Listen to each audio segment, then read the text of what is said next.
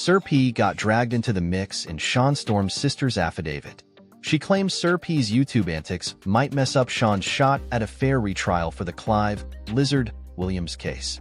But wait, Sir P ain't taking it. He clapped back, saying he saw this coming a mile away.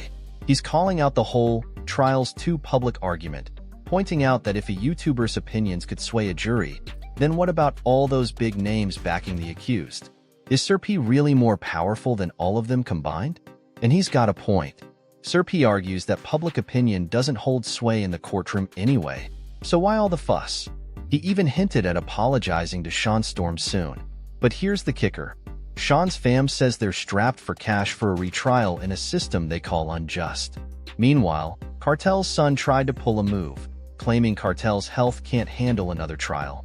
But the court wasn't having it. Now, here's the question for you, fam. Do you think Sir P's YouTube words hold more weight than all the other big shots rallying behind Shawn Storm? Drop your thoughts in the comments below.